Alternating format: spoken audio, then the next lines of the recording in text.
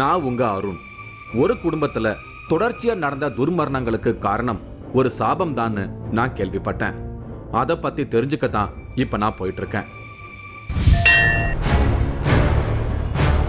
வீட்டில் பசு வளர்த்து அடிமாட்டுக்கு விற்றால் தொடரும் துர்மரணங்கள். எங்கள் குடும்பத்தில் அடுத்தடுத்து மரண நிகழ்வு ஏற்பட்டுட்டே வந்துச்சு. இதுக்கெல்லாம் காரணம் நம்மளுடைய முன்னோர்கள் தெரிஞ்சோ தெரியாமலோ ஏதோ ஒரு உயிருக்கு செஞ்ச பாவம் தான் சாபமாக நம்ம தொடர்ந்துக்கிட்டே வருது அப்படின்னு சொல்லுவாங்க. தலைமுறை சாபங்களை போக்கும் வினோத பரிகாரங்கள். திருநெல்வேலி பக்கத்துல ஒரு கிராமத்துல குரங்கு மாதிரியான தோற்றமுடைய 2 பேரை நம்முடைய 3வது கண் நிகழ்ச்சிக்காக மீட் பண்ணது உங்களுக்கு ஞாபகம் இருக்கும்னு நான் நினைக்கிறேன். ஒரு விவசாயி குரங்கு அடிச்சதால அவரோட மகன்கள் குரங்கு மாதிரி பிறந்திருக்காங்க அப்படின்னு ஒரு நம்பிக்கை அந்த கிராமத்துல இப்பவும் இருக்கு. அப்படி இவங்க பிறந்ததற்கு காரணம் இறந்து போன அந்த குரங்கோட சாபம் தான் அப்படின்னு அந்த கிராமவாசிகள் சொல்லி இருந்தாங்க. பிற உயிர்களுக்கு மனிதர்களால ஏற்படும் துன்பம் அந்த தலைமுறைய மிகப்பெரிய அளவுல பாதிப்படைய வைக்கும் அப்படின்னு பெரும்பாலானவங்க கிட்ட ஒரு நம்பிக்கை இருக்கு. இன்னைக்கு சாபத்தால பாதிக்கப்பட்ட ஒரு குடும்பத்தோட நிகழ்வுகளை தான் பார்க்க போறோம். கணேசன் அப்படிங்கிறவரு வேலூர்ல இருக்காரு. தன்னோட குடும்பத்துல அடுத்தடுத்து பல அதிர்ச்சியான மரணங்கள் நடந்ததாகவும் அதற்கு காரணம் ஒரு பசுமாட்டோட சாபம் அப்படின்னும் ஒரு தகவலை நம்முடைய 3வது கண் நிகழ்ச்சிக்கு சொல்லி இருந்தாரு. அவரை மீட் பண்ணத்தான் வேலூர் போயிட்டு இருக்கேன். வேலூர் சிட்டில கொசப்பேட்டை அப்படிங்கிற ஏரியாவுல கணேசனோட வீடு இருக்கிறதா எனக்கு சொல்லி இருந்தாரு. அங்கதான் நான் இப்ப போயிட்டு இருக்கேன். நான் இன்னைக்கு வேலூர் டிஸ்ட்ரிக்ட்ல தான் இருக்கேன்.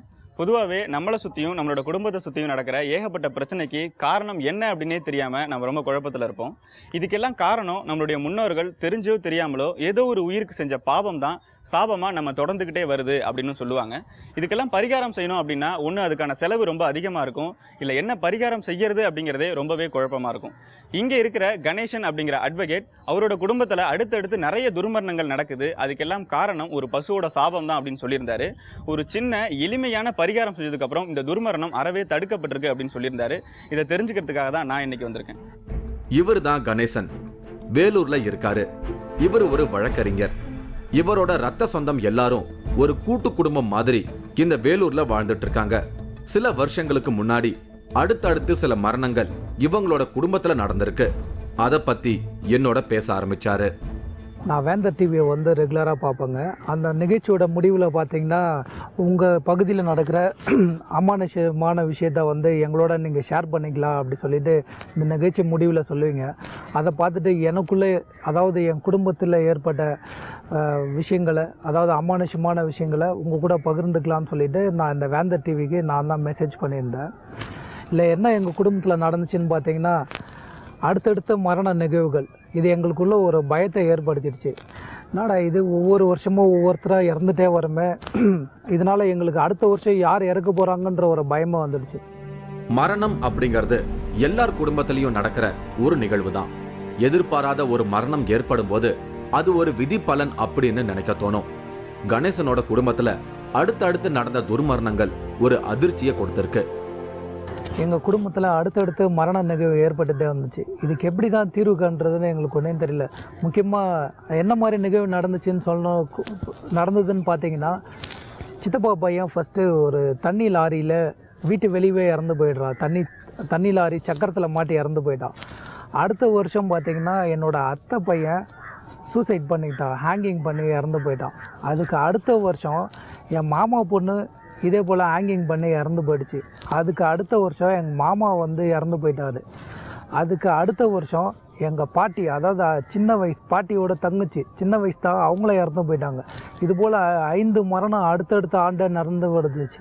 இது எங்களுக்கு ரொம்ப பயத்தை ஏற்படுத்திச்சு. என்ன இது, ஒவ்வொருத்தராக குடும்பத்தில் இறந்துட்டே வராங்களே அப்படின்னு. இவர் சேது. இந்த சேது இப்போ உயிரோட இல்லை. வரிசையா நடந்த மரணத்துல பலியானதுல இவரும் ஒருவர்.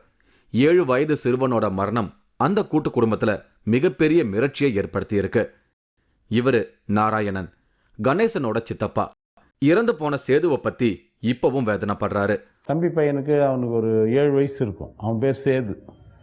ஸ்கூலில் 2ஆம் கிளாஸ் படிச்சுட்டு இருந்தான் அவன். அப்போ தான் வந்து பார்த்திங்கன்னா சாதாரணமாக எல்லாருக்கிட்டையுமே ரொம்ப அன்பான பையன், ரொம்ப இன்டெலிஜென்ட்டு.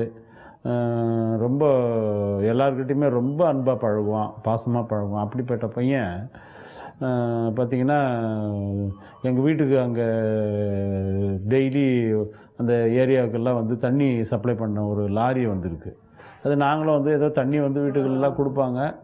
அப்போது ஏதோ நம்ம வீட்டுக்கு வந்துட்டு போயிட்டுருக்கு, அதனால் ஒன்றும் இது இல்லை அப்படின்னு நினச்சிட்டு இருந்தோம். அன்னைக்கு பார்த்தா அந்த பையன் என்ன பண்ணிகிட்ருக்கான், விளையாட்டாக அந்த லாரி டேங்க் மேலே ஏறி உட்காந்துட்டுருக்கிறான். அந்த லாரி ஓட்டுற டிரைவருக்கும் இந்த மாதிரி பையன் உட்காந்துருக்குது தெரியாது. அவங்க எதாச்சியாக வண்டி ஓட்டுற மாதிரி போயிட்டுருக்குறாங்க.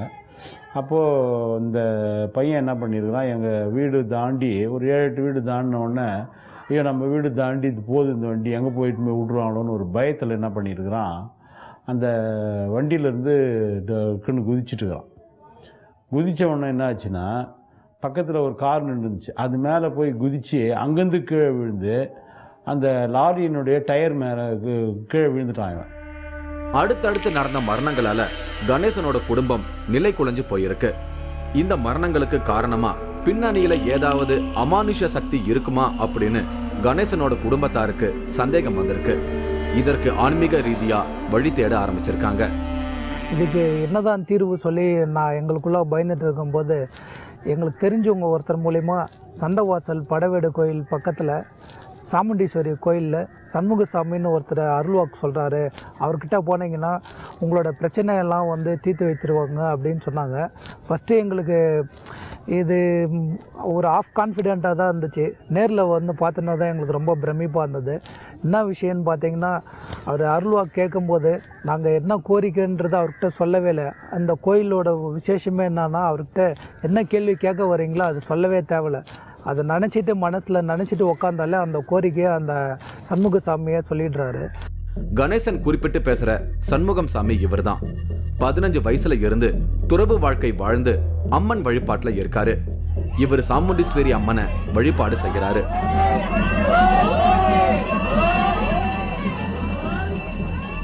தன்னை தேடி வரவங்களோட பிரச்சனைகளை தானாகவே கண்டுபிடிச்சு தீர்வு சொல்வாராம். இதுதான் இவரோட ஸ்பெஷாலிட்டின்னு சொல்லப்படுது. நானும் கணேசனும் இவரை சந்திச்சோம். அப்போ எனக்கு ஏற்பட்ட ஆச்சரியமான அனுபவங்களை அப்புறமா உங்களுக்கு சொல்றேன். இப்ப கணேசன் குடும்பத்துல ஏற்பட்ட நிகழ்வுகளை பார்க்கலாம். அடுத்தடுத்து நடந்த மரணங்களுக்கு என்ன காரணம் அப்படின்னு தெரிஞ்சுக்கிறதுக்காக கணேசன் சண்முகசாமியை தொடர்பு கொண்டிருக்காரு. அப்பதான் 30 வருஷத்துக்கு முன்னாடி நடந்த ஒரு சம்பவம் தான் இந்த மரணங்களுக்கு காரணம் அப்படிங்கிற அதிர்ச்சியான தகவலை சண்முகசாமியே கண்டுபிடிச்சு சொல்லியிருக்காரு. நாங்கள் வந்து அடுத்தடுத்த மரணம் இப்படி நிகழ்ந்துட்டே வருது, இது என்ன காரணம் அப்படின்னு மனசில் நினச்சிட்டு உட்காந்தோம். அதுக்கு சாமி சொன்னார், இது போல் வந்து உங்கள் வீட்டில் நீங்கள் அந்த பசுவும் கண்ணுக்குட்டியை வளர்த்துருக்கிறீங்க, அந்த பசுவும் கண்ணுக்குட்டியை பிரித்து பசுவை ஒருத்தருக்கும் கண்ணுக்குட்டி ஒருத்தருக்கும் வந்து விற்றுட்டு தான் சொன்னாங்க. இது எனக்கு வந்து ரொம்ப ஆச்சரியமாச்சு. காரணம் என்னென்னா, எனக்கு தெரிஞ்ச வரையில் யாருமே எங்கள் வீட்டில் யாரும் பசுமாடோ கண்ணுக்குட்டி வளர்த்தது மாதிரி எனக்கு தெரியல. அப்புறம் வீட்டில் போய் கேட்டதில் பார்த்தீங்கன்னா எங்கள் பாட்டி பசுவும் கண்ணுக்குட்டியும் வளர்த்ததா சொன்னாங்க. இவங்க லக்ஷ்மி, கணேசனோட பாட்டி. கிட்டத்தட்ட 30 வருஷத்துக்கு முன்னாடி இவங்களுக்கு பெண் குழந்தை பிறந்த நேரத்துல தான் பசுமாடு வாங்கியிருக்காங்க.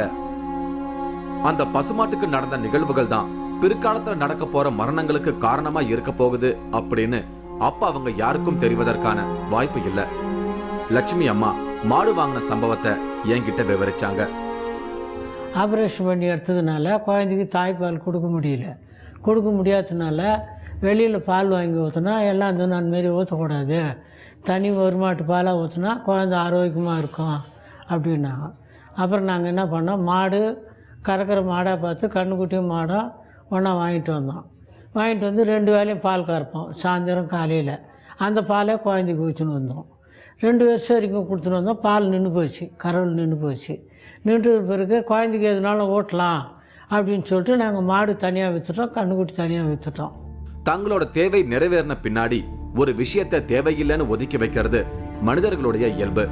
லட்சுமி அம்மா வாங்கின மாட்டுக்கு அதே நிகழ்வு தான் நடந்திருக்கு. பசுமாட்டோட தேவை நிறைவேறின பின்னாடி அந்த மாடு வேண்டாம்னு வித்திருக்காங்க. அப்படி விற்கும் போதுதான் ஒரு வேதனையான சம்பவம் நடந்திருக்கு. மாட்டை மட்டும் ஒருத்தருக்கும் கன்ற வேறொருத்தருக்கும் வித்திருக்காங்க. பசுமாடும் கன்றும் பிரிய வேண்டிய சூழ்நிலை அங்க உருவாகி இருக்கு. தாயையும் பிள்ளையையும் பிரிப்பது மிகப்பெரிய பாவம்னு சொல்லப்படுவதுண்டு. அந்த பசுவுக்கும் கன்றுக்கும் அந்த வேதனையான சம்பவம் நடந்திருக்கு.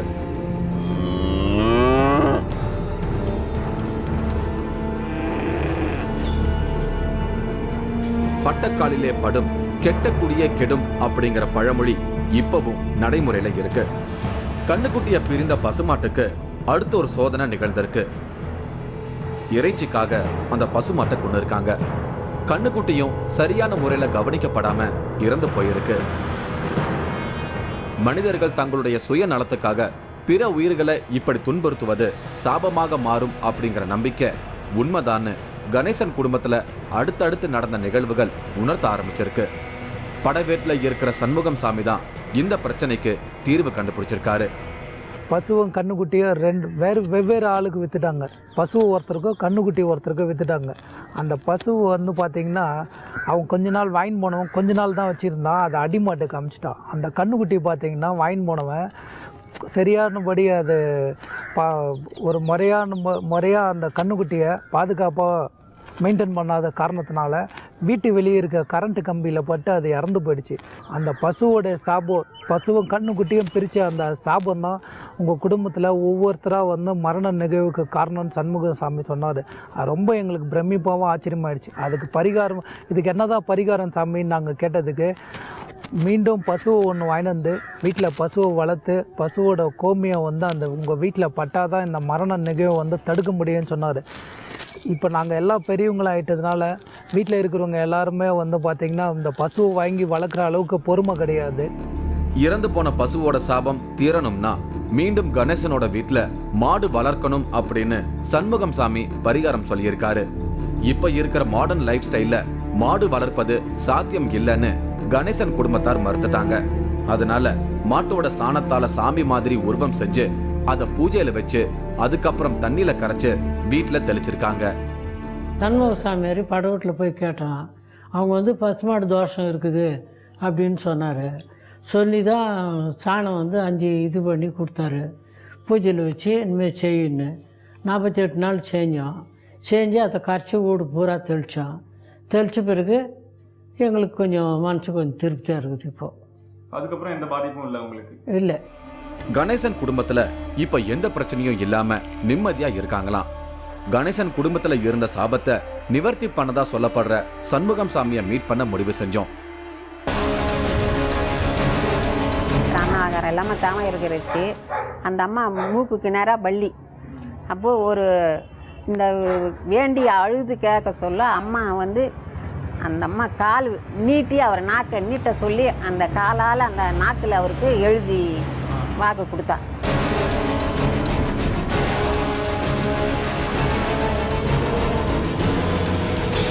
ஆச்சி மசாலா வழங்கும் 3வது கண் இடைவேளைக்கு பின் தொடரும்.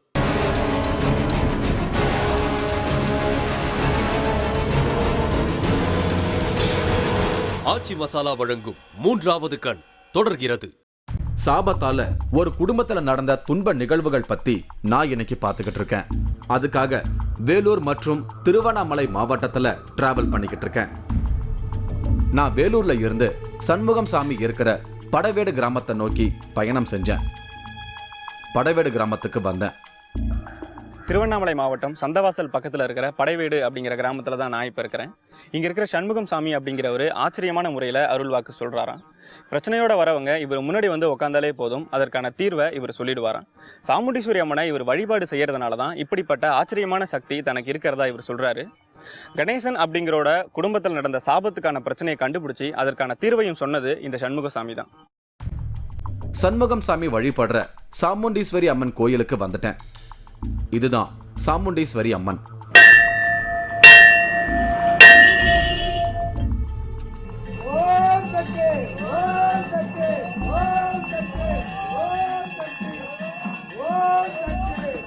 இந்த அம்மனை வழிபட்டு தான் சண்முகம் சாமி மற்றவங்களோட பிரச்சனைய அமானுஷ்யமான முறையில கண்டுபிடிச்சு அதற்கு தீர்வு சொல்றாராம். சண்முகம் சாமியை தேடி நிறைய பேர் பிரச்சனைகளோட வராங்க. கணவன் மனைவி பிரச்சனை, குழந்தை வரம், திருமண தடை, வியாபார நஷ்டம், கடன் தொல்லை, இந்த மாதிரி பிரச்சனைகளோட வரவங்களுக்கு இவர் எளிய முறையில பரிகாரம் சொல்றாரு. சண்முகம் சாமியோட ஸ்பெஷாலிட்டி அப்படின்னு 2 விஷயத்த பெருமையா இங்க உள்ளவங்க சொல்றாங்க. முதல்ல பிரச்சனைகளோட தீர்வை அவரே கண்டுபிடிச்சு சொல்றது, இன்னொன்னு எளிய முறையில செய்யக்கூடிய பரிகார நிவர்த்தி சொல்வது. இந்த 2ம் தான் இவரோட தனித்தன்மையா கருதப்படுது. இவரு லட்சுமணன் ஒசூர்ல இருந்து சில வருஷங்களா தொடர்ந்து வராரு. எவ்வளோ நாளாக அந்த கோயிலுக்கு வந்துட்டு இருக்கீங்க? 2004 15 வருஷமாக வந்துட்டு இருக்கேன். என்ன பிரச்சனைக்காக இங்கே வந்தீங்க? ஒரு ஃப்ரெண்டு மூலமாக சொன்னார், இந்த கோயிலுக்கு போனால் உனக்கு இதானும் வந்தேன் கோயிலுக்கு. அப்போ குறி கேட்டேன். குறி கேட்டில் உனக்கு கிட்னியில் கல் இருக்குதுன்னு சொன்னாப்புல. அதுக்கு என்ன பரிகாரம் பண்ணணும்னு, நீ அன்னானம் பண்ணு, உனக்கு குங்குமம் வந்துச்சு தரேன், உனக்கு தன்னால் வந்துனாப்புல. அது சொன்ன டேட்டுக்கு மறுபடியும் ஒரு பிப்ரவரி மாதம் அமாவாசை அன்னைக்கு டேட்டு குறிச்சிட்டு, அப்போ என் கையில் பணம் கிடையாது. எங்கள் ஒய்ஃப் ஆஃபீஸில் அட்வான்ஸ் வாங்கி ஒத்துக்கிட்டு வந்துட்டேன். 108 எலுமிச்சம்பழம் வச்சு மந்திரிச்சு கொடுத்தாங்க. அந்த குங்குமத்தை தடவி இடுப்பில் தடவி யூரின் வழியாக கல் வந்து ஆப்ரேஷன் பண்ணாத அளவுக்கு எனக்கு குணமாயிருச்சு. சண்முகம் சாமி சாமுண்டீஸ்வரி அம்மனை வழிபட்டு தான் பிரச்சனைகளுக்கு தீர்வு சொல்றாரு. ஆனாலும் படவேடு அப்படின்னாலே இங்க இருக்கிற ரேணுகா தேவி அம்மனை வழிபடத்தான் இங்க பெரும்பாலானவங்க வராங்க. சண்முகம் சாமி இங்க சாமுண்டீஸ்வரி அம்மனை வழிபட்டு வாக்கு சொல்றது ஆச்சரியமான விஷயமா தான் எனக்கு தோணுச்சு. முன்னாடி இருக்கிறவங்களோட பிரச்சனைகளை எப்படியா கரெக்டாக சொல்லிடுறீங்க நீங்கள்? அதான் அம்பாவோட அருள் வாக்கு சொல்கிறது இல்லை, நான் சொல்கிறேன். நான் சொன்னதை சொல்ல முடியாது, அம்பாள் சொல்லிட்டாங்க. அப்போ தான் அம்பாள் லைனில் உட்காந்துப்பாங்க. ஒருத்தர் மாரி அந்த கல்யாணம் தொட்டு வராங்களா, குழந்தைன்னு வராங்களா, இல்லை வேலையில் நஷ்டாயிட்டு வராங்களா, இல்லை பிரிவினை கணவனை பிரித்து வராங்களா, இப்படி பல விஷயத்தை கேட்க வராங்களோ அவங்களுக்கு வேண்டியது அம்பாள் அருள் சொல்ல யாரும் இதுவரையும் 30 வருஷம் மறுத்தது கிடையாது. இவங்க உமா ராணி. சண்முகம் சாமியோட சக்தியை உணர்ந்த இவங்க இந்த இடத்துல கோயில் கட்டுறதுக்கு இடம் கொடுத்திருக்காங்க. இந்த கோயில் இருக்கிற இடம் இவங்களோடது தான். தினமும் இந்த கோயிலுக்கு வந்து வழிபாடு பண்றாங்க. சண்முகம் சாமிக்கு சாமுண்டீஸ்வரி அம்மன் சக்தி கிடைச்சதை பத்தி பிரமிப்பா சொன்னாங்க. அவர் எஸ்எஸ்எல் முடிச்சுட்டு 79 அவருக்கு வந்து அந்த அம்மன் ஆண்டை உட்காந்து 3 நாள் தவம் இருந்தார். அண்ணா ஆகாரம் இல்லாமல் தவம் இருக்கிறச்சு. அந்த அம்மா மூக்குக்கு நேராக பள்ளி. அப்போது ஒரு இந்த வேண்டிய அழுது கேட்க சொல்ல அம்மா வந்து அந்த அம்மா கால் நீட்டி அவர் நாக்கை நீட்ட சொல்லி அந்த காலால் அந்த நாக்கில் அவருக்கு எழுதி வாக்கு கொடுத்தா. அதுக்கப்புறம் அம்மா ஒரு விடவையா வேஷம் வந்து, நீ கவலைப்படாத, நீ ஊருக்கெல்லாம் அம்மனாவ, உன்னை எல்லாம் வணங்கி வருவாங்க, நீ கஷ்டத்தை போக்குவ, கஷ்டப்படாதன்னு சொல்லி அப்புறம் இங்கே வந்து கோயில் பெரிய கோயிலில் போய் சுற்றி இது வந்தார். எம்பெருமான் பேரில் மாப்பிள்ளை கிடைப்பான். எம்பெருமான் பேர் பெருமாள் ஏழுமலை பேர் சீனிவாச பேர் திருமாவளி அவதாரம் பேர் கொண்டு மாப்பிள்ளை கிடைச்சே தருவார். என்னோட கோரிக்கைகளை நான் வந்து சொல்கிறதுக்கு முன்னாடியே கடவுளாக வந்து சாமியை வந்து சொல்லிட்டாங்க.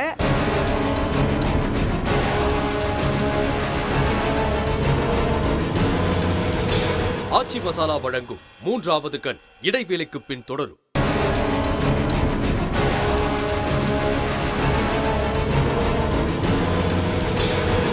ஆச்சி மசாலா வழங்கும் 3வது கண் தொடர்கிறது. நான் இன்னைக்கு சாபத்தால வேதனைப்பட்ட குடும்பத்துக்கு தீர்வு கண்டுபிடிச்சு சொன்னதா நம்பப்படுற சண்முகம் சாமியை சந்திக்க படவேடு வந்திருக்கேன். திருவண்ணாமலை மாவட்டத்துல சந்தவாசல் பக்கத்துல இருக்கு படவேடு கிராமம். வாரத்துல செவ்வாய், வியாழன் மற்றும் ஞாயிற்றுக்கிழமைகள்ல சண்முகம் சாமி அருள்வாக்கு சொல்றாரு. பேய், பில்லி சூனியம் இந்த மாதிரியான கெட்ட சக்திகளால பாதிக்கப்பட்டவங்க சில நாட்கள் இங்க தங்கி இருந்து பிரச்சனைகளை தீர்த்துட்டு போவாங்களாம். இவங்க கிருஷ்ணவேணி ஒசூர்ல இருந்து வராங்க. பெங்களூர்ல சாஃப்ட்வேர் ஃபீல்ட்ல வேலை பார்க்கறாங்க. இவங்களும் இவங்க குடும்பத்தாரும் சில வருஷங்களுக்கு முன்னாடி இங்க வந்திருக்காங்க. அப்போ சண்முகம் சாமி கரெக்டா தீர்வு சொன்னாராம். இப்போ தன்னுடைய எதிர்கால கணவரை பத்தி தெரிஞ்சுக்கிறதுக்காக வந்திருக்காங்க கிருஷ்ணவேணி. நீங்க கேட்கணும்னு நினைச்சு வந்தது அவரே சொல்லிட்டாரா, இல்ல நீங்க கேட்டீங்களா? எனக்கு இல்ல, நம்ம இங்க வரும்போதே நம்ம மைண்ட்குள்ளே வந்து இந்த மாதிரி இந்த மாதிரி கேட்கணும் நடக்கணும்னு நினச்சி வருவோம். சாமியை தான் சொல்லும். அந்த டைம் சாமி அருள் வரும்போது நம்மளோட கோரிக்கை வந்து கேட்க மாட்டாங்க. நம்ம உள்ள கோயிலுக்குள்ளே வந்தோடனே நம்மளை உட்கார சொல்லுவாங்க. சாமி அருள் வந்த பிறகு சாமியே சொல்லுவாங்க, நீ வந்து இந்த மாதிரி வேலை விஷயமாக தான் வந்திருக்க, நீ நினச்சி வந்தது நடக்கும். இந்த மாதிரி டைம் பீரியட் சொல்லுவாங்க, வித்தின் 6 months or 8 months சொல்லுவாங்க. இப்போ என்ன வேண்டுதலுக்காக வந்திருக்கீங்கம்மா? இப்போ வந்து கல்யாணம் அலைன்ஸ் பற்றி இது பண்ணுறதுக்காக. கேட்கறதுக்காக. இதை தான் கேட்கணும் அப்படின்னு நினச்சி வந்திருக்கீங்க? நான் வரல, என்னோட பேரண்ட்ஸ். இந்த இடத்துல வச்சு தான் சண்முகம் சாமி சாமுண்டீஸ்வரி அம்மன் அருள்வாக்கு சொல்றாரு. அவர் அருள்வாக்கு சொல்லும்போது அம்மனோட பாதத்தை பிடிச்சுக்கிட்டே தான் அருள்வாக்கு சொல்றாரு. தன்னோட முன்னாடி பிரச்சனைகளோட வரவங்களோட என்ன பிரச்சனையோ அதை சாமுண்டீஸ்வரி அம்மன் தனக்கு சொல்றதாகவும் அதற்கான தீர்வையும் அவங்களே சொல்றதாகவும் சொல்றாரு. இங்க மோஸ்ட்லி பாத்தீங்க அப்படின்னா கல்யாணம் இல்லாம குழந்தை தடை இந்த மாதிரி பிரச்சனைக்கு தான் நிறைய பேர் வராங்க. முக்கியமா குடும்பத்துல சாபம் இந்த மாதிரி பிரச்சனை இருந்துச்சுன்னா அதுக்கான பரிகாரம் செஞ்சு இங்க நிவர்த்தி பண்ணிக்கிறாங்க. சண்முகம் சாமி வாக்கு சொல்ற டைம்ல அவரோட கை அம்மன் பாதத்தை பிடிச்சுக்கிட்டே இருக்கு. சண்முகம் சாமி அம்மனை வேண்டிக்கிட்டு பாட ஆரம்பிக்கிறாரு. எதிரில் இருக்கிறவங்க கற்பூர துண்டுகளை விளக்குல போட்டுக்கிட்டே இருக்காங்க. அம்மன் சண்முக சாமிக்குள்ள வந்த பிறகு பிரச்சனைகளுக்கான குறிப்புகளையும் அதற்கான தீர்வுகளையும் பரிபாஷை மாதிரி சொல்றாரு. அப்படி சொல்ற நேரத்துல அவருடைய உதவியாளர் பரிகாரத்துக்கான குறிப்புகளை எழுதி வச்சுக்கிட்டு அப்புறமா சம்பந்தப்பட்டவங்களுக்கு விளக்கி சொல்றாரு. கிருஷ்ணவேணி தன்னோட பேரண்ட்ஸோட உட்கார்ந்து சண்முகம் சாமி கிட்ட தன்னோட மனசுல நினைச்சுக்கிட்ட வேண்டுதலுக்கு தீர்வு கேட்க இருக்காங்க. கிருஷ்ணவேணிக்கு வரக்கூடிய கல்யாண வரன்கள்ல யாரை செலக்ட் பண்ணலாம் அப்படின்னு கிருஷ்ணவேணி குடும்பத்தாருக்கு ஒரு குழப்பம் வந்திருக்கு. அதுக்கு சரியான தீர்வை சண்முகம் சாமி சொல்வாரு அப்படிங்கிற நம்பிக்கையில இருக்காங்க. எம்பெருமான் பேரில் மாப்பிள்ளை கிடைப்பான். எம்பெருமான் பேர் பெருமாள் ஏழுமலையுடைய பேர் ஸ்ரீனிவாசனுடைய பேர் திருமாவுடைய அவதாரனுடைய பேர் கொண்டு மாப்பிள்ளை கிடைச்சே தீர்வார். கிருஷ்ணவேணி குடும்பத்தார் மனசுக்குள்ள நினைச்சிருந்த சரியான பதில சண்முகம் சாமி சொல்ல ஆரம்பிச்சது எனக்கு மிகப்பெரிய ஆச்சரியத்தை கொடுத்தது. கிருஷ்ணவேணி குடும்பத்தார் சந்தோஷமா இருந்தாங்க. நான் கிருஷ்ணவேணியை சந்திச்சு பேசினேன். நீங்க என்ன கேட்கணும் அப்படின்னு நினைச்சு வந்திருந்தீங்க? இங்க கல்யாணத்தை ப்ரொபோசல்ஸ் பற்றி கேட்கணும்னு வந்திருந்தேன். அதான் சொல்லியிருந்தீங்க. ஆமாம், என்னோட கோரிக்கைகளை நான் வந்து சொல்கிறதுக்கு முன்னாடியே கடவுளாக வந்து சாமியே வந்து சொல்லிட்டாங்க எந்த மாதிரி மாப்பிள்ளை வரும், எங்கேருந்து வரும், அந்த மாதிரி மனசில் என்ன நினச்சதோ அதே மாதிரி தான் சொல்லியிருக்காங்க. இந்த மாதிரி எங்கேருந்து வருவாங்க, இந்த மாதிரி கடவுளோட பெயரில் இருக்க மாதிரி தான் மாப்பிள்ளை கிடைக்கும், இந்த மாதிரி வெளிநாடு போகிறதுக்கு வாய்ப்பு இருக்கும், அந்த மாதிரிலாம் சொல்லியிருக்காங்க. ஸோ அதுக்கேற்ற மாதிரி 2-3 ப்ரொபோசல்ஸ் வந்திருக்கு. நான் என்ன நினச்சிட்டு வந்தோமோ என் அப்பா அம்மா அவங்க என்ன நினச்சாங்களோ அதே மாதிரி கடவுளும் சொல்லியிருக்காங்க.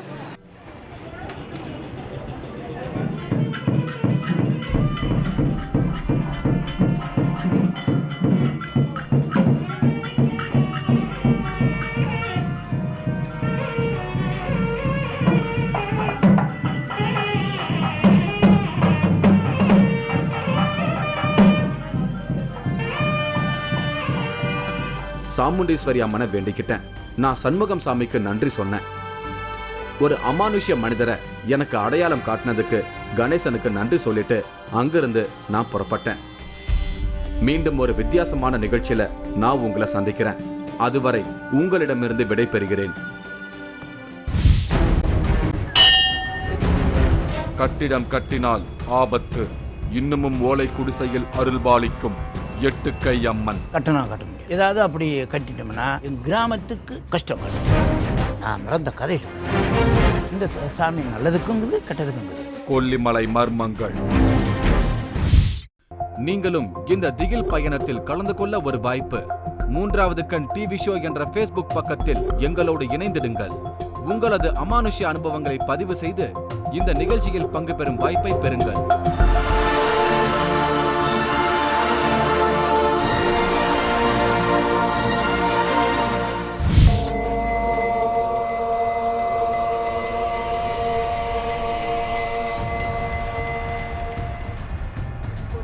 என் சொத்து பூராமல் வந்து அண்ணன் வச்சுருக்கேன்.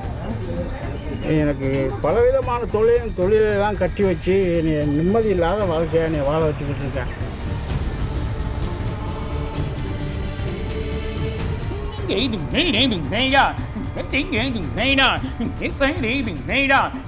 Tiếng